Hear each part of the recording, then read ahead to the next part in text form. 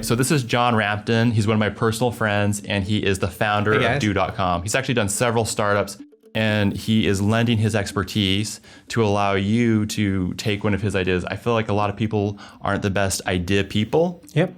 Some people are better executors. We all have different strengths. So what he's going to do right now is share his next great idea. Say a comet fell from the sky and blew up do.com. What would you do next? And we'll go into some of the detail behind that. Calendars.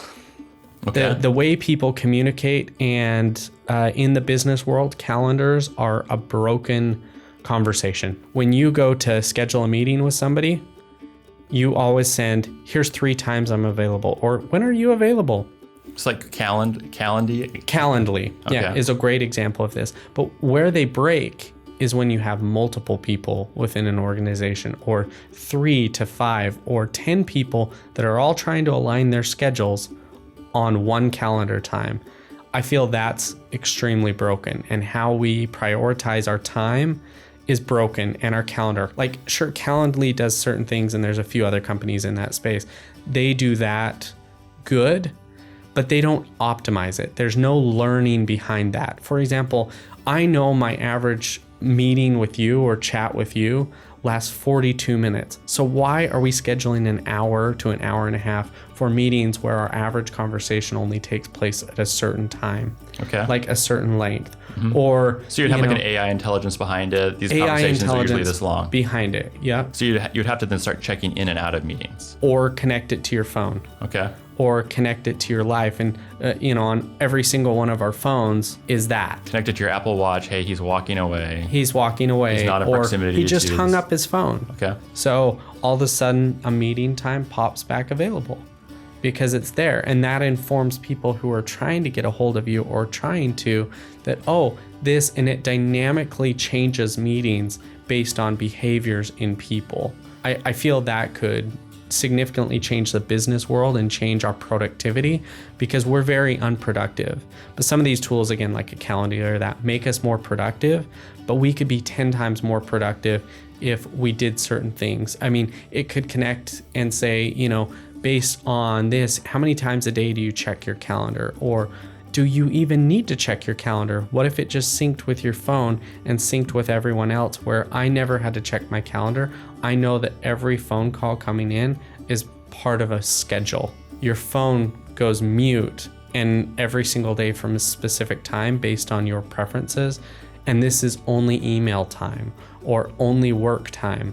And I feel productivity could be changed a lot in the behaviors behind a calendar.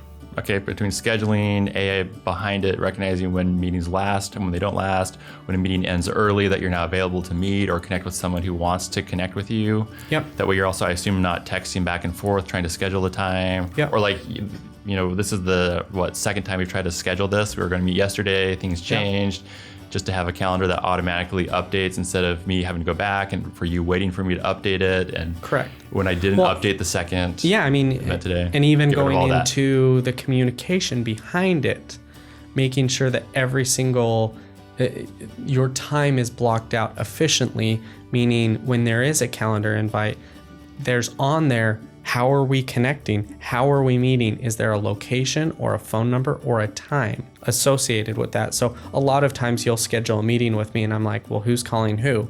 How's this working? Are we calling on the conference line, on your cell phone, on Skype, on Slack, on WeChat? How are we actually communicating? So again, the AI behind that would say, your last 3 meetings have been this. So let's dynamically put that into it so we can both assume that's what it is.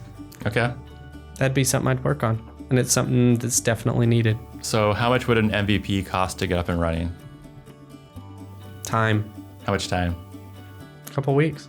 Okay. And then evolve on it. Okay. What about a pricing model? How do you make money? I'd give it away for free and then have a premium service where you have an AI or even a chatbot and different things built into it for $10 a month.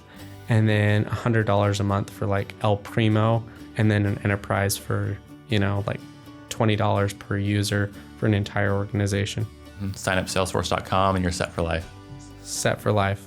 For example, right now I have some productivity tools that are saving me 20 minutes a day. You're paying a person $100,000 salary, 20 minutes a day turn into 4 hours a week, which turn into basically an hour of productivity.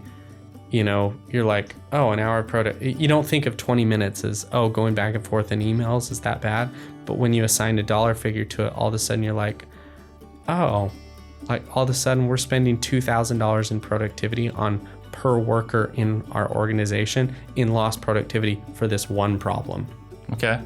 So what are the big pitfalls if someone were to start this? Where would they make a mistake, do you think? They'd make a mistake in assuming that people will adapt it immediately, assuming everyone's on the same page as them. I use calendars to control my life and control every minute of every single day. Some people do not. You might not live by your calendar or live by meeting requests. My wife and I, when we got married, she learned very quickly that if she wants me somewhere, she needs to send me a calendar invite. She does not do that. So I think that's a big barrier, is there are some people that don't live by a calendar or don't live by, blocking out periods of time or being productive in that way. They have their own ways of being productive, which may or may not be more productive than, what I'm doing. We always assume that we're right, and that might not always be the case. Right. Or if your tool made it easy so the person who doesn't like to calendar Correct. can calendar, that would help a lot. Because I feel like it's the most effective thing, but it's the thing I hate doing the most. Correct. And I end up going through my text. Okay, what time are we meeting? I have to make sure. And I finally put the date in later. Yeah. Well, perfect. Well, thanks so much, John. Okay. And again, he's a qualified entrepreneur. He's had several multi-million-dollar businesses, and that's why he's qualified to be on the show.